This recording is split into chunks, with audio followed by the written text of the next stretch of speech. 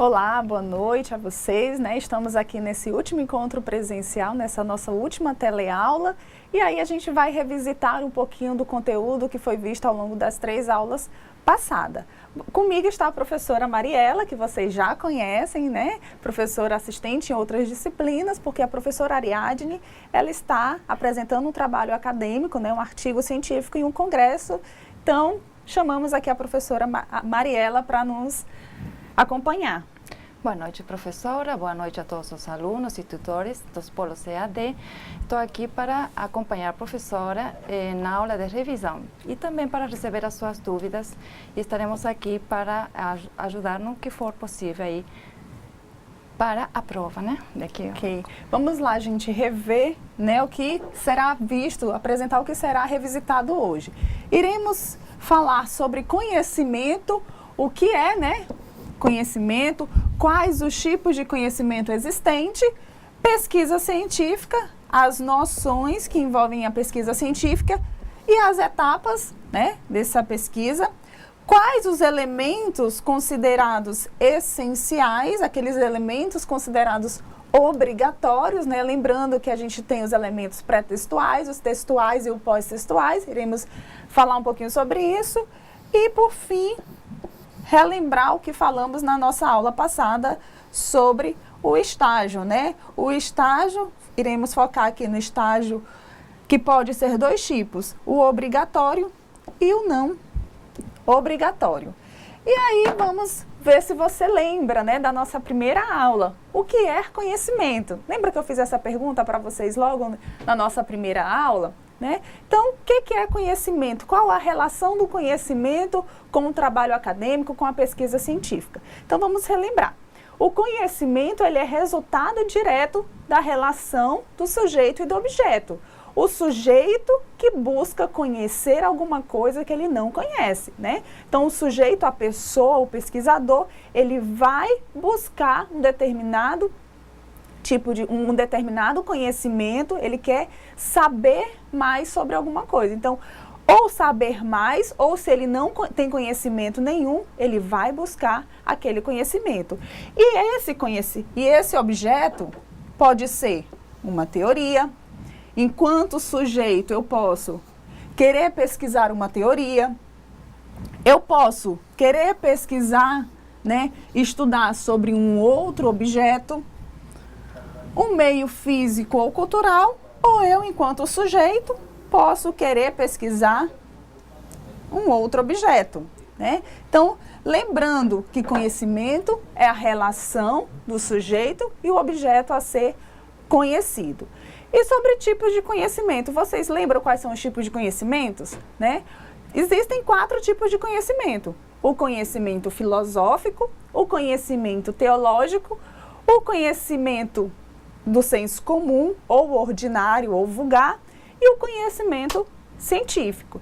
E aí nós vimos, ao longo das nossas teleaulas e também daquela entrevista, né, apresentando a diferença entre o conhecimento do senso comum e o conhecimento o conhecimento científico, que para, né, um nível acadêmico, vale o conhecimento científico, aquele conhecimento que você consegue comprovar por meio de experiências, né? Um conhecimento científico, ele é testado, ele é reproduzido. Podemos abandonar o conhecimento do senso comum, né? Dizer, não, aqui só vale o conhecimento científico, então eu vou abandonar todos os outros? Enquanto o ser humano não, porque esse conhecimento do senso comum faz com que a gente aprenda muitas coisas, né? Muitas coisas que nós aprendemos ao longo da nossa vida veio daquele senso comum, aquele conhecimento que é passado de geração em geração. Mas, por ora, enquanto instituição de ensino, é validado aquilo que o pesquisador consegue comprovar por meio das pesquisas científicas. Tá? Então, revendo um pouquinho, o conhecimento filosófico, qual é a característica dele, professora Mariela? Bom, seria o que reflete sobre o mundo e o ser no mundo, né? Por exemplo, aquela famosa frase do Sócrates: penso e logo existo. É um pensamento filosófico, né, professora?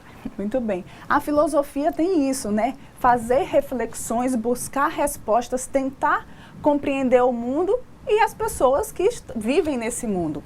E o conhecimento teológico, ou também chamado místico religioso, dependendo aí da literatura, dependendo do autor que você vai encontrar. Qual a característica do conhecimento teológico? É explicar o mundo por meio da fé, né? Entra aí a questão de crenças, de religião. Eu acredito numa determinada crença, outro sujeito, outra pessoa já acredita em outra religião. Então, toda vez que tiver a busca a fé como resposta para as perguntas, nós temos aí a indicação desse conhecimento teológico ou místico religioso.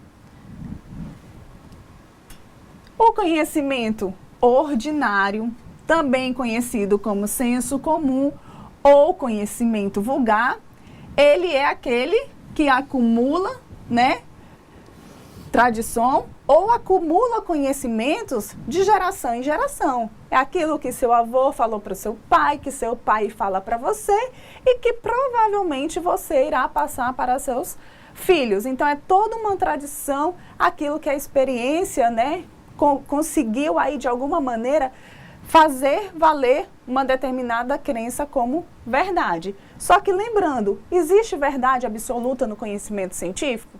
Não, não existe, porque aquilo que o pesquisador consegue comprovar, pode ter outro pesquisador que vem aí discordar da maneira que ele aplicou o método, da maneira que foi apresentado as técnicas. Então, no conhecimento científico não existe verdade absoluta.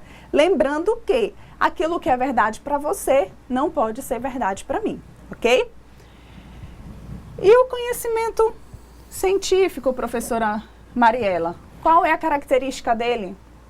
Bom, para o conhecimento científico, nós precisamos fazer uma pesquisa, seguir uma metodologia, definir objetivos, pegar referências para sustentar, né, essa pesquisa, que no final do trabalho teria uma conclusão, certo, professora? Ok. Então, o conhecimento científico, ele é feito, né, ele é elaborado seguindo aí métodos científicos, né? Todo conhecimento científico, ele é testável, ele é reproduzível. Ele é um conhecimento sistemático, né? Que se caracteriza pela capacidade do sujeito de analisar, de explicar, de desdobrar, de justificar. Então, aqui nós temos algumas características. O conhecimento científico, ele é baseado na realidade. Ele tem um método e tem, né, uma sequência de sistemas sistematizados, significa uma série de etapas para serem cumpridos. Ele é produzido por meio de métodos e técnicas específicas, né, que aí já a gente vai ver a diferença, relembrar a diferença entre método e técnica, e ele busca respostas além do fenômeno, ok? Então, aí nós tivemos os 4 tipos de conhecimento, Agora, qual é a relação do conhecimento científico com a pesquisa? Vocês lembram que toda e qualquer pesquisa acadêmica, ela envolve 3 elementos básicos, que é leitura, né? O pesquisador tem aí a obrigação de ler o assunto que ele vai abordar, o assunto que ele vai discutir. Então, o pesquisador, ele lê, ele reflete sobre aquilo que ele está lendo, né, a fim de encontrar uma resposta, saber se aquele autor, de repente, está certo, se o autor está errado, se o autor errou isso, se o autor errou aquilo, se ele não discorda, se ele discorda do autor. Discorda por quê? Não é simplesmente discordar ou concordar. Por que ele discorda? Ele tem que apresentar aí elementos que façam a sustentação teórica da discordância dele. Então, leitura, reflexão e interpretação. Enquanto pesquisador, eu tenho que ler, refletir aquilo que eu estou lendo, para que eu possa aí interpretar e analisar os resultados da minha pesquisa. ok? Então, não sei se vocês já ouviram essa frase, que a pesquisa é o combustível da ciência. E não existe pesquisa acadêmica, pesquisa científica, sem esses 3 elementos básicos: leitura, reflexão e interpretação. Então, o que vem a ser pesquisa? Né? É uma ação metódica conduzida para compreender o mundo. Ela é caracterizada pela busca de solução de um determinado problema. E ela é processo, né, de uma utilização sistemática de métodos e técnicas científicas para alcançar respostas aos problemas propostos. Então, toda pesquisa, ela começa, né, com como é que eu posso dizer? A definição de uma problemática. É em cima de uma problemática que eu vou avançar na minha pesquisa acadêmica. É o problema que vai definir, né, aonde eu quero chegar. Aonde eu quero chegar no seguinte sentido. Se eu não sei para que caminho vou, qualquer caminho serve. Agora, eu quero encontrar resposta para o desvio, por exemplo, eu quero encontrar respostas para as cheias do Madeira. Tá vendo que o problema está bem delimitado. Toda a minha pesquisa vai ser em cima de encontrar respostas, hipóteses que venham ter ocasionado as cheias do Madeira. E lembrando, né, a diferença aqui de método e técnica. Vocês lembram o que significa método, né? Todo trabalho acadêmico, todo trabalho científico, vocês irão ver essa palavrinha método. É obrigatório ter um capítulo ou uma seção especificada assim: metodologia do trabalho, metodologia do estudo. E por que tem esse capítulo chamado de metodologia? Para que você possa indicar aí no teu trabalho enquanto pesquisador qual o caminho que você seguiu, por onde você seguiu, quais foram as técnicas empregadas naquele seu trabalho acadêmico. Então, método é o caminho para chegar no objetivo, é o caminho escolhido por você para que você consiga alcançar o teu objetivo final. Lembrando lá naquele exemplo, né? Eu quero sair do ponto A, chegar ao ponto B. Qual caminho eu vou? Eu tenho 5 caminhos que eu posso chegar lá no fim. Qual desses eu vou escolher? Se eu escolho um, eu estou abandonando todos os outros caminhos. Detalhe, professora, eu posso mudar o meu caminho na metade do meu trabalho? Para isso que existe o pré-projeto de pesquisa. No pré-projeto de pesquisa, você aí está iniciando fazer o teu projeto e aí você pode mudar, né? Você tem tempo hábil para mudar o seu trabalho acadêmico. Agora, se você está lá nos finalmente do seu trabalho de conclusão de curso, supondo que é uma monografia, você está analisando os resultados, está discutindo aqueles resultados encontrados. Justifica você mudar o método, sendo que você chegou já nos finalmente? Não. Então, a escolha do método tem que ser muito bem pensada, para que você, enquanto pesquisador, não vá sofrer aí com a escolha do método errado. E o que seria técnica? Técnica é o instrumental, né? É aquele que dá viabilidade ao método, que possibilita que o fim buscado seja atendido. Então, se eu tenho um método que é um caminho a chegar num determinado fim, como que eu vou fazer para chegar naquele fim? Qual a técnica utilizada? Eu vou aplicar um questionário? Se eu estou fazendo uma pesquisa, um estudo de caso ou uma pesquisa em campo, eu preciso coletar as informações, as opiniões das pessoas.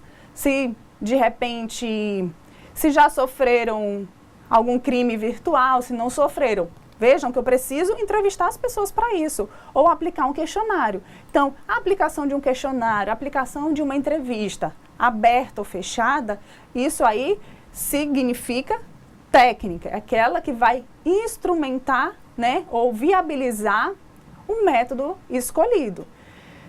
Se eu saio do ponto A, quero chegar no ponto B, lembrando, né, se eu saio de uma cidade e vou para outra, eu vou de carro, vou de ônibus, vou de bicicleta, vou de moto, vou de patins. Isso aí, fazendo uma analogia com as técnicas, dá para vocês imaginarem, né, as técnicas que podem ser utilizadas. Eu posso ter uma técnica chamada de observação, né? Ah, é só questionário, entrevista que se caracteriza como técnica de pesquisa? Não. Uma observação, ela pode ser participativa ou não participativa. Eu quero, de repente, tentar entender como que os índios da aldeia tal vivem. Como é que eu vou fazer isso? Eu vou aplicar um questionário? Será que se eu aplicar um questionário vai trazer a realidade dos índios que vivem lá? Talvez não. A melhor técnica nesse caso é eu ir lá na aldeia para fazer uma observação, né? Eu posso ficar no cantinho observando, não interferir a dinâmica dessa comunidade, ou eu posso, né, me infiltrar e interferir diretamente nisso, ok? E para a gente planejar uma pesquisa acadêmica, uma pesquisa científica, é necessário que o pesquisador, que o sujeito dessa pesquisa, faça algumas indagações, né? Qual é a primeira pergunta que vai subsidiar o meu trabalho, né? Primeira pergunta: qual é o assunto escolhido, né? E aí, vocês devem lembrar, se vocês não têm um assunto, dificilmente vocês vão conseguir avançar. Porque o assunto é aquele como se fosse ponto de partida. É do assunto que você vai delimitar o seu título ou tema. Lembrando, o assunto é como se fosse um macro. E o título ou o tema é o micro. Você quer delimitar de tecnologia de informação. Dá para você abordar num trabalho acadêmico tecnologia de informação? Não, não dá, porque é um universo gigantesco de tecnologia de informação. Agora, eu quero tratar a tecnologia da informação aplicada num contexto governamental. Perceba que eu estou delimitando aonde que eu vou aplicar essa tecnologia, aonde, né, eu posso aplicar a tecnologia de informação. Eu quero só coletar dados da tecnologia de informação no governo, ok? Terceira pergunta: qual é o problema da pesquisa, né? Lembrando, não é seu problema, é o problema da pesquisa que você está fazendo. Às vezes a gente encontra aluno assim: ah, o meu problema de pesquisa. Não, é o problema da pesquisa que você está desenvolvendo. Então, o problema é uma pergunta-chave, né? Todo o seu trabalho visa responder a essa pergunta. Se eu tenho 2, 3 perguntas, eu tenho que responder, em todo o meu trabalho acadêmico, eu tenho que responder aquelas 2, 3 perguntas que eu criei. Então, o ideal sempre é trabalhar aí com uma só indagação.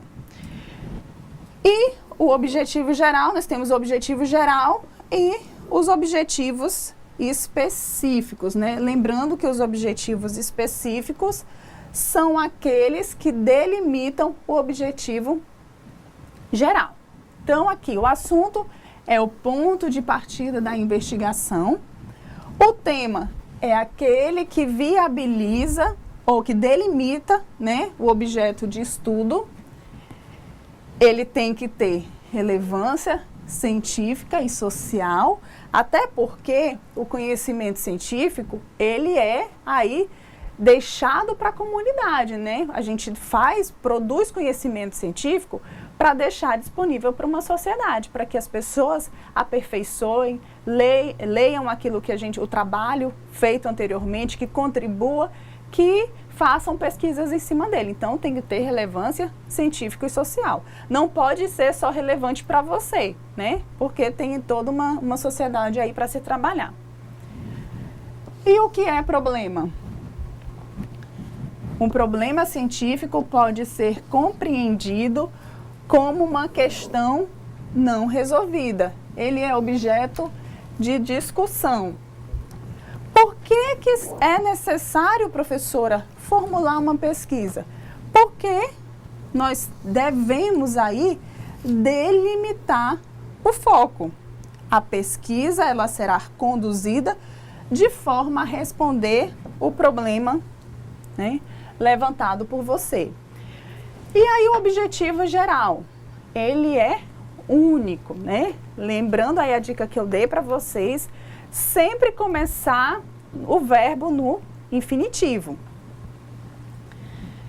Os objetivos específicos, eles detalham o objetivo geral, eles definem as etapas que devem ser cumpridas para que se possa atingir o objetivo geral e torna aí o objetivo geral operacional.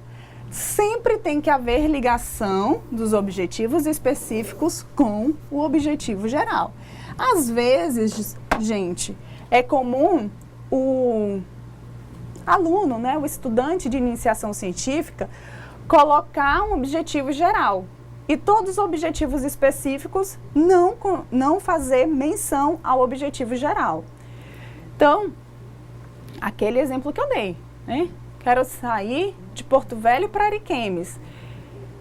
Perfeito, esse é o meu objetivo geral. Agora, o que que eu preciso fazer para chegar lá em Ariquemes? Ah, eu tenho que comprar minha passagem. Ah, eu tenho que estar na rodoviária no horário estipulado. Eu posso chegar a qualquer horário? Não, tem uma hora para sair. Ah, se eu for de carro alugado, né, aqueles taxistas, eu tenho horário para sair, não é simplesmente chego lá, me leva. Eu posso até fazer isso, só que eu vou pagar muito mais caro, tá? Então é lembrar que esses objetivos específicos são aqueles que fazem um detalhamento do objetivo geral.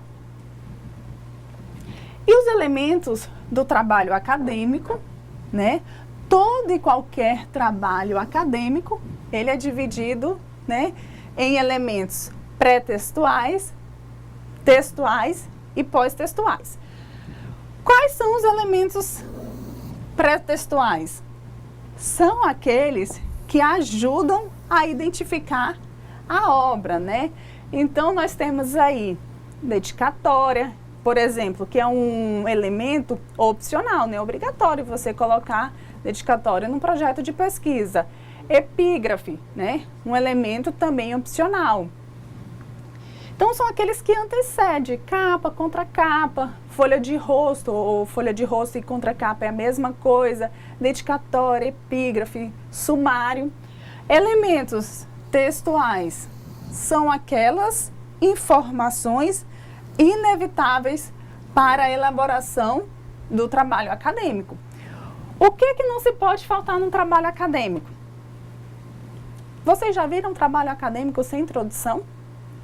Eu nunca vi, né? Pode ser um artigo científico, pode ser um projeto de pesquisa, pode ser uma monografia, uma dissertação, uma tese, sempre tem a introdução. O que que também não pode faltar em trabalho acadêmico? Ah, o desenvolvimento. O desenvolvimento, ele é obrigatório e é lá que tem toda a sustentação teórica para o teu trabalho. Embasamento teórico, referencial teórico estão concentrados lá nos elementos textuais. E os elementos pós-textuais são aqueles cujas informações servem para situar os demais. Como assim? A referência, ela é um elemento obrigatório tanto no projeto de pesquisa como na monografia, só que ela faz parte dos elementos pós-textuais, né? Anexo, apêndice, glossário, onde que eu vou colocar? Lá nos elementos pós-textuais, aqueles que ficam depois dos elementos inevitáveis do trabalho. Na monografia, e aí não confundam, tá, gente? Na monografia é obrigatório ter o resumo. Tem como você fazer um resumo no pré-projeto de pesquisa? Não, não tem. Por quê? O resumo, ele é o último elemento que você vai fazer no seu trabalho, né? Às vezes a gente tem mania, por fato do resumo estar lá no comecinho das partes textuais, a gente acha que tem que fazer o resumo, mas não. O resumo é a última coisa que a gente vai fazer. Por quê? O resumo ele tem que ser conciso, ele tem que ser coerente. No resumo tem que apontar qual a metodologia do trabalho, identificar aí as possíveis hipóteses, as possíveis respostas, as considerações finais do trabalho. Tudo tem que estar no resumo. Lembrando que o resumo tem que ter aí as palavras que são consideradas chaves, né? Então você faz o resumo da língua portuguesa, coloca a indicação das palavras-chave. Lembrando que a BNT diz que, que tem que ter no mínimo 3 palavras-chave e no máximo 5 palavras-chave. Feito o resumo e a indicação das palavras-chave, que são aquelas que vão sinalizar com mais frequência o teu trabalho acadêmico, você tem que fazer o resumo também na língua estrangeira. E aí, no caso, é o inglês. Então, você faz o resumo em português. Página seguinte, numa folha em separado, você faz o resumo da língua inglesa e faz as palavras-chave em inglês também, ok? Na monografia, nós temos elementos textuais, o referencial teórico, né? Aqui está indicado assim, percurso metodológico da pesquisa, ou seja, a metodologia do trabalho, aquilo que eu falei anteriormente, e a discussão e análise dos resultados. Então, na monografia, essas 3 partes, referencial teórico, metodologia da pesquisa e análise e discussão dos resultados, elas são consideradas obrigatórias. E aqui nós temos exemplos dos elementos pós-textuais: referência, anexo, apêndice, tá? Vocês lembram da diferença entre anexo e apêndice? Só para relembrar. Anexo é aquilo que a gente pega pronto, né? Seja de internet, de livro, enfim, de outra fonte e coloco lá num trabalho acadêmico. Então, se eu faço menção, por exemplo, a lei do estágio, a 11.788, eu quero colocar ela no meu trabalho acadêmico, eu vou colocá-la como anexo. Eu fiz a lei? Não. Eu peguei a lei, né, em qualquer site publicado e coloco lá como anexo. Agora, se eu fiz o meu questionário, se eu criei minhas perguntas para fazer uma entrevista, aí sim ela entra como apêndice. Apêndice é aquilo que você, pesquisador, construiu. E anexo é aquilo que você pega pronto de outros. Iremos agora lembrar sobre estágio, né? Estágio eu acho que está fresquinho na cabeça de vocês, porque foi aquilo que foi visto na última teleaula. Então, a lei que fala do estágio é a Lei 11.788 de 2008. E a lei diz o seguinte, que o estágio é um ato educativo escolar supervisionado, desenvolvido num ambiente de trabalho que visa a preparação para o trabalho produtivo de educandos que estejam frequentando aí um ensino regular em instituições de educação, né? Qual que é a finalidade do estágio? E aí eu apresentei 2 finalidades.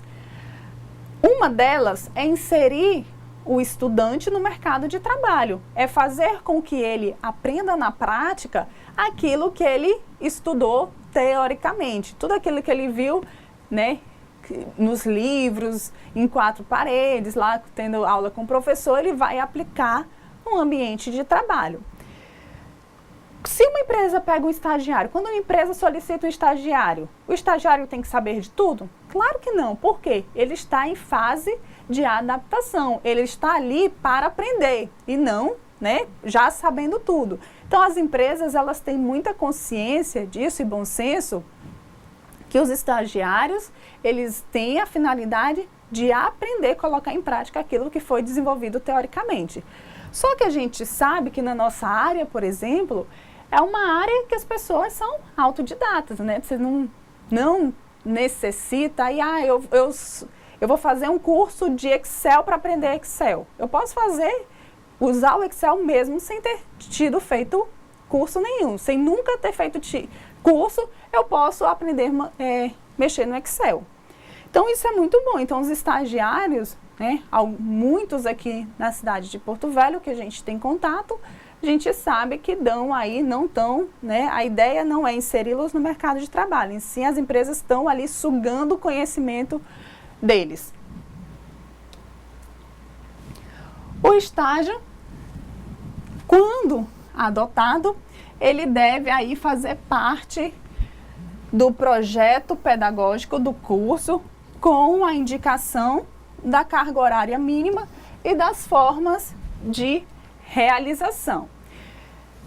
Lembrando que o estágio ele pode ser obrigatório e não obrigatório. Quem vai dizer se é obrigatório ou não obrigatório? É o projeto pedagógico do curso, PCC. Então, lá no PCC, se vocês forem lá no AVA consultar o PCC de vocês, do curso, vocês irão ver que lá está previsto no componente curricular o estágio obrigatório. E para você sair do IFRO com o diploma, né, de técnico em informática para a internet, você tem que cumprir aí 240 horas de estágio supervisionado, ok? E aqui, né, a definição de estágio obrigatório e não obrigatório. Quando que o estágio será obrigatório? A empresa não precisa, né, fazer remuneração ou qualquer outro benefício para você. Por quê? O estágio é obrigatório. Se o estágio é obrigatório, faz parte do componente pedagógico do seu curso, a empresa ela é isenta de pagar uma remuneração para você. Diferente do estágio não obrigatório. O estágio não obrigatório você pode fazer aí em qualquer momento. No estágio obrigatório você só pode fazer quando você completa metade do curso. O obrigatório diz isso, a lei do estágio fala isso. Vocês só poderão realizar o estágio, começar o estágio, quando tiver cumprido aí metade da carga horária do curso. Caso contrário, vocês não podem fazer. O estágio não obrigatório, o aluno tem todo o direito do mundo de procurar um estágio na hora que ele, né, achar conveniente. Então, eu tenho um processo seletivo aberto no meu polo, na minha cidade. Eu posso participar? Eu descobri lá, está pagando, pelo menos aqui em Porto Velho, a base, né, de um salário de estagiário na área está variando aí de 900 a 1.200 reais, né? Então, está pagando bem para um cara, para uma pessoa, né, aprender, ok? Então, nós temos aqui as exigências segundo o tipo de estágio. Ele vai ser remunerado quando o estágio não for obrigatório, né? Quando o estágio for obrigatório, não terá aí remuneração. Auxílio transporte. No estágio obrigatório, ele não tem esse auxílio. No estágio não obrigatório, ele tem esse auxílio. Vocês lembram daquele seguro de vida, apólice, seguro contra acidentes pessoais, né? É interessante que todo mundo tenha. Por quê? A empresa, no estágio, aqui está dizendo obrigatório e não obrigatório, tem que pagar para o estagiário. Só que a gente sabe que em alguns casos, o não obrigatório, o aluno tem que acabar pagando, né? Na realidade, ali, como se fosse por baixo dos panos, o aluno acaba aqui pagando. Mas, tanto no obrigatório como não obrigatório, é interesse da instituição pagar. Porque em nenhuma empresa, você não é funcionário contratado pela CLT. Mas, se ele é estagiário, a empresa tem ali que zelar pelo aquele estudante. Se você sai de casa, acontece um acidente aí no meio do caminho, você indo para o seu estágio, se caracteriza como acidente de trabalho. Então, você tem que ter aí um seguro de vida, né, uma apólice que vai te cobrir contra acidentes pessoais. Como fica a carga horária, né, do estágio? Falei para vocês que a carga horária é de 240 horas. Eu posso fazer essa de 240 horas do jeito que eu quiser, na hora que eu quiser? Eu posso, de repente, trabalhar 44 horas semanais? Não, não pode. Se você é estagiário, a lei do estágio diz o seguinte, que são 6 horas diárias ou 30 horas semanais, no caso de estudantes de ensino superior, de educação profissional de nível médio e médio regular. Professora? Só gostaria de, sobre a carga horária, né, professora? 240 horas aula, certo? Então, seriam 200 horas no relógio, tudo bem? Ok.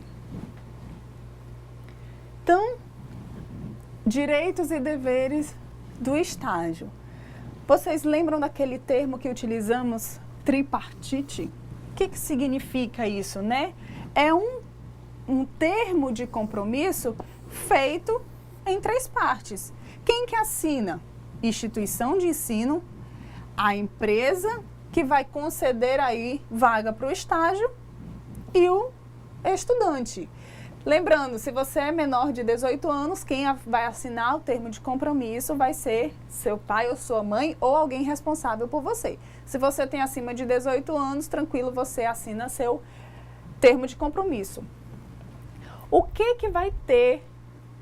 Esse termo de compromisso é um documento oficial que vai ficar guardado lá, armazenado na sua pasta enquanto aluno, né? Vai ficar uma via com você, uma via com a empresa e uma via na instituição.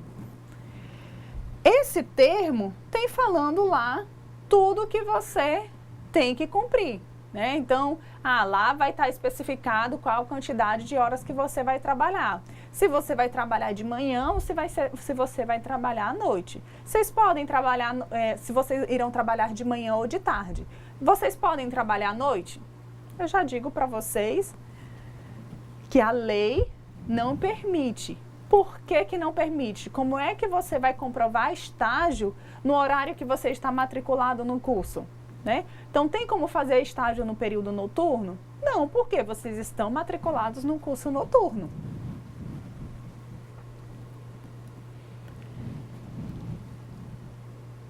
Então, é dever da instituição de ensino fazer o termo de compromisso, avaliar aí, ter esse cuidado de avaliar as instalações que a empresa vai propiciar para que você realize seu estágio.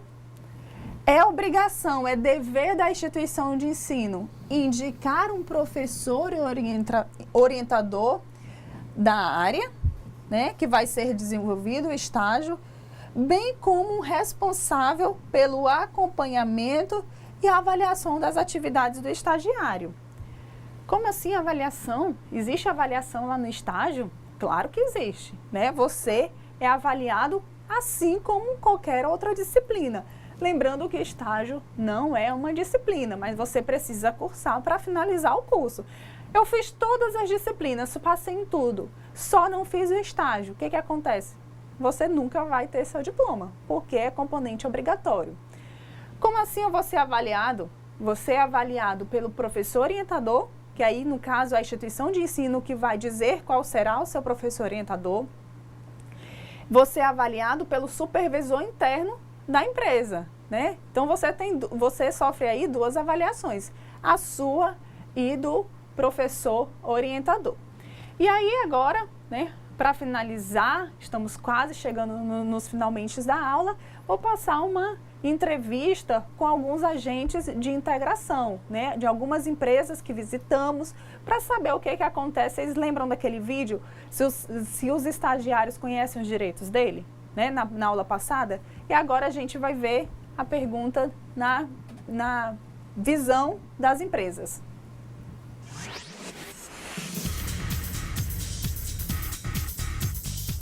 Oi, tudo bom? Quando buscamos por alguma vaga de estágio, é natural que surjam algumas dúvidas, como se há demanda para a sua área de atuação, quais são as empresas que precisam de um estagiário e muitas outras. Mas antes disso, você já parou para pensar em vocação? Vamos acompanhar agora a opinião de uma profissional no assunto. Hoje já existe o teste vocacional, que é um teste que mede as aptidões, né? Esse indivíduo que tem muitas opções, hoje em dia é inegável que existe um leque de profissões, muitas alternativas são oferecidas, mas essas alternativas não são divulgadas dentro dessas alternativas exatamente o que faz um profissional, de que forma a gente pode exercer da melhor forma dentro dessa profissão. Então, esse teste vocacional é um teste onde a gente pode fazer a medição da aptidão do indivíduo e essa aptidão ela pode revelar se aquele profissional ele tem condição de exercer aquilo com um maior empenho ou não. Esse teste ele é muito achado na internet, né? Disponível aí para muitas pessoas fazerem sozinho, mas realmente não é eficaz, né? Esse teste ele precisa ser acompanhado através de um profissional adequado, um profissional que possa estar auxiliando. Depois de saber qual caminho a seguir, veja agora um exemplo de um aluno IFRO, estagiário em uma empresa. Será que ele também tinha dúvidas sobre o estágio? Me chamo Kelvin, eu tenho 19 anos, eu estudo no Instituto Federal de Rondônia, campus Porto Velho. Eu comecei a estagiar recentemente aqui na Eletrocontrole, que é uma empresa contratada pela Infraero. Ela faz a parte de manutenção elétrica, limpeza em geral, todo praticamente o processo de manutenção é ela que faz. Sim, bastante dúvida, porque assim, quando você aprende muita teoria e você não pratica, realmente tudo que você aprendeu sobre teoria você esquece. E na prática não. O que você aprende de teoria, você vai aprender tudo na prática, vai ver aquilo que você fez na teoria. Estágio é importante sim, eu aconselho também a todas as pessoas a fazerem estágio, no caso, porque é só com estágio que você vai aprender um pouco mais sobre a sua área, entendeu? Há duas instituições em Porto Velho responsáveis pela seleção e indicação dos estagiários. Veja só como é importante o estágio e tire suas dúvidas. O que acontece? Normalmente os agentes de integração, eles têm um banco de processos lá, de currículos, e quando surge uma vaga, vem o empresário até o IEL e diz, eu tenho uma vaga para ciências contábeis na minha empresa. Ele diz o valor da bolsa, 600, 700 reais, o que varia muito os valores das bolsas, de 500 a 1.400 reais hoje nós temos. Nós disponibilizamos no site, os alunos se inscrevem. Se não há uma quantidade suficiente para fazermos o processo seletivo, nós escolhemos alguns currículos a mais. Chamamos esses alunos, mostramos os direitos, os deveres, o perfil da empresa e qual exatamente é a vaga, e mandamos em torno de 3 a 5 desse montante dos classificados para o empresário conversar pessoalmente e ver qual que ele classifica para aquela vaga. E no cadastro também nós temos 36 cursos totalmente gratuitos que o estudante não vai pagar nada. Cursos na área de relacionamento interpessoal, de como montar um currículo, como participar de um processo de seleção. É importante esse estudante que está nos assistindo hoje, que ele desenvolva esses cursos. Vai contar para a aula de cursos extracurriculares e também aperfeiçoá-lo. Hoje, a grande dificuldade do estudante, às vezes ele até tem potencial, mas na entrevista ele fica à mercê do entrevistado, né, da pessoa que está entrevistando. E muitas vezes nem todo recurso humano não tem como identificar se realmente tem um talento na frente dele. E muitas vezes tem, mas ele não consegue passar e ainda é um futuro promissor aí de um bom profissional. O curso de finanças hoje é um curso muito promissor, que tem dado muita oportunidade para esse estudante. Principalmente na era da informação que nós estamos, se uma empresa hoje não tem o seu equilíbrio financeiro, as suas contas, né, todas classificadas, não só de forma contábil, mas de forma mais técnica, ele não vai ter um futuro promissor, essa empresa. Espero que tenhamos ajudado você. Tchau e até a próxima.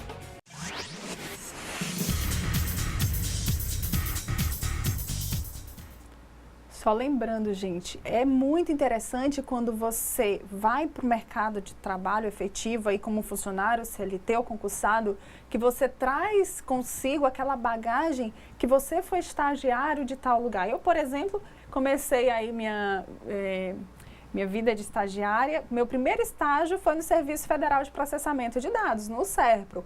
Então, assim, na época eu talvez não tivesse tanta consciência que aquele órgão tinha um peso muito grande, né? Depois passei pelo SESC e logo depois fui trabalhar na Controladoria Geral da União, né? A bagagem de informações que eu tive em alguns órgãos, né? Então, tem determinadas empresas, principalmente as empresas públicas, é certeza que você vai sair dali com um conhecimento 100%, né? E só lembrando aqui para fechar, olha, é dever do estudante apresentar toda a documentação exigida pela empresa, assinar o termo de compromisso, cumprir com as avaliações programadas, apresentar ao professor orientador os relatórios exigidos e comunicar aí se você de repente estiver tendo alguma dificuldade com o professor orientador.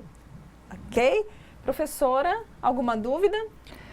Não, professora, não recebemos por enquanto dúvidas, até porque tem uns problemas aqui na internet, mas assim, ressaltando o que a professora disse sobre o estágio, é muito importante, afinal é um curso técnico, né, um curso muito curto, nada como no final do curso fazer uma prática de todo o conhecimento que foi adquirido ao longo das outras disciplinas. E desejo a vocês uma boa prova, né? Agradeço a oportunidade de ter participado aqui hoje. Boa noite. Ok, gente. No mais, nos despedimos. Espero que todos tenham, né, uma prova muito tranquila. Façam com calma, né? Às vezes a pressa faz com que a gente passe por cima de algumas coisas.